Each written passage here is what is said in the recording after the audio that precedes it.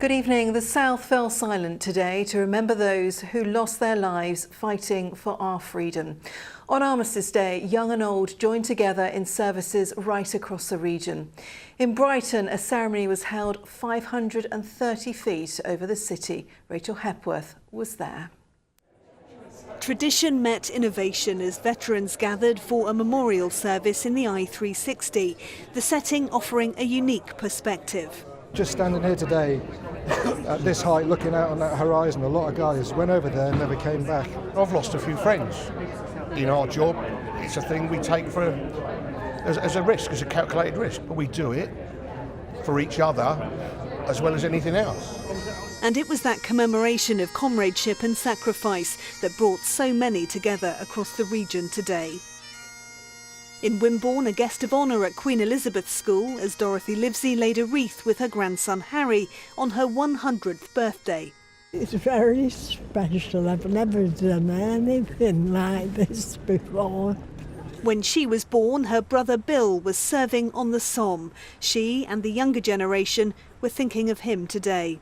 It's so important to value the people that we have got and remembering that their memories, they live on through us. I think it's really important to remember what happened, what people have been through, what people are still going through and what people will go through in the future as well.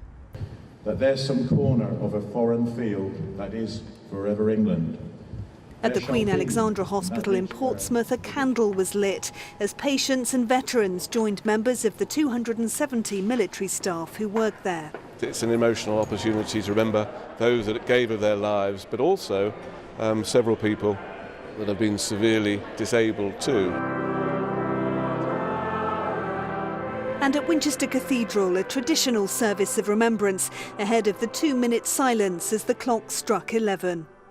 We will remember.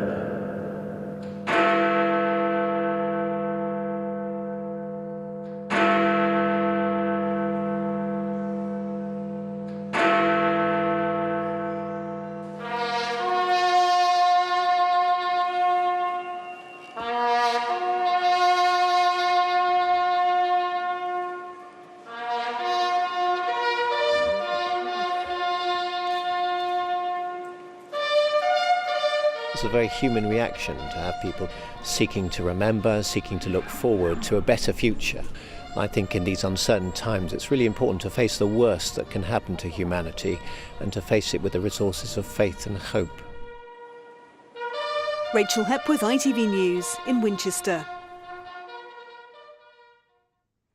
And there are many more images as well as your messages on our website. Just head to itv.com/Meridian.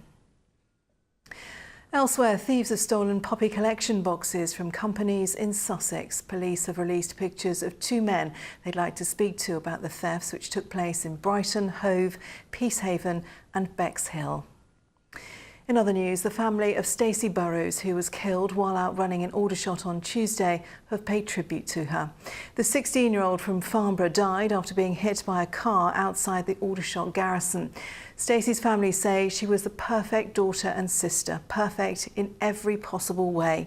17-year-old Lucy Piggott also died. The driver, a 24-year-old serving soldier, was arrested on suspicion of drink driving and has been released on bail. A bank customer in Hampshire who called a robber's bluff as he held a gun to his wife's head has been nominated for a bravery award. The couple were in Lloyd's Bank in Liphook when they were confronted by the gunman. Malcolm Shaw has the story. The terrifying moment. Jonathan Pay tries to rob a branch of Lloyd's at Liphook in Hampshire, but the gunman was tackled by a customer, Tommy Jones, there with his wife Abby to pay in some money. Pay's accomplice stabbed Tommy and shot him in the leg. Abby was next in the firing line. She was on the floor on her knees. He pointed the gun at her head and he said, I'll shoot her, I'll shoot her. I said, well, shoot her then. And he looked baffled, he looked back at me, looked at her, looked at me, and then shot me again and ran out the bank. And I ran to the door and pushed it shut and bolted it. Tommy's unexpected response to the threat to Abby's life bought him valuable seconds to confuse the would-be robbers. But what did she make of it? I knew when he said it what he was aiming at, to throw the gunman, but I did think, yeah, thank you very much, that's a nice thing to say. But I have forgiven him now. We've known each other since we were 11 and 12. Been married 31 years, and I wasn't going to let it end in the bank there. He and Abby have now been nominated for a Chief Constable's Award for their bravery. Malcolm Shaw, ITV News. The case against a Dorset police officer charged with assaulting a man at a police station has been dropped. 40-year-old PC Jamie Wallace was charged with common assault following the incident at Bournemouth Police Station back in April. He was removed from frontline duties during court proceedings, but the case has since been discontinued due to insufficient evidence. Now, a row's broken out after a wheelchair athlete was told he couldn't participate in the Brighton Marathon unless he was pushed around the course. David Williamson from Havant objected and organisers changed their rules, but they still say all wheelchair users need to be accompanied by an able-bodied runner, which has angered many. Andrew Pate has the story. He's taken part in 3 Great South runs and a marathon, as well as playing for the South Hants sitting volleyball team. But David Williamson from Havant was told wheelchair users had to be pushed around the Brighton Marathon course. His intervention has meant that's been relaxed, but he feels it's still not good enough.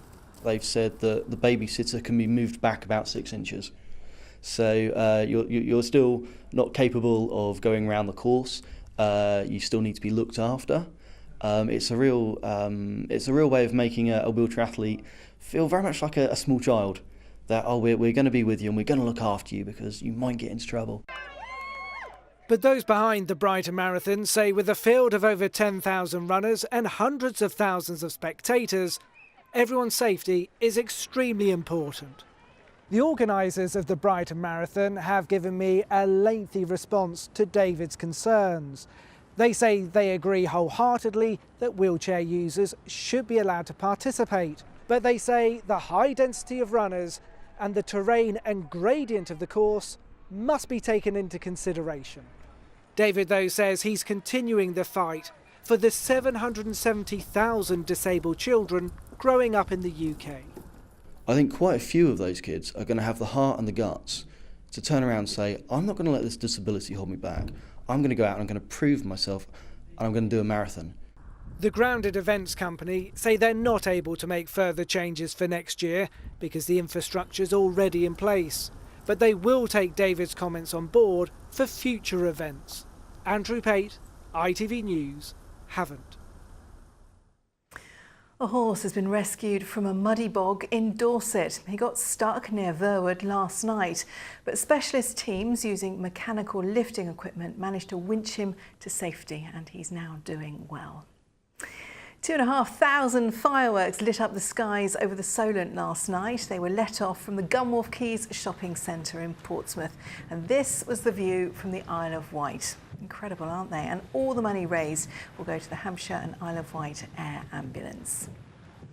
And finally tonight, a 19th century manor house in Buckinghamshire has been recreated in gingerbread. At 2 metres wide and 1 metre high, bakers spent a year planning and recreating Waddesdon Manor. 240 eggs and more than 200 kilograms of icing were used, and the model even includes miniature porcelain plates and the chandeliers.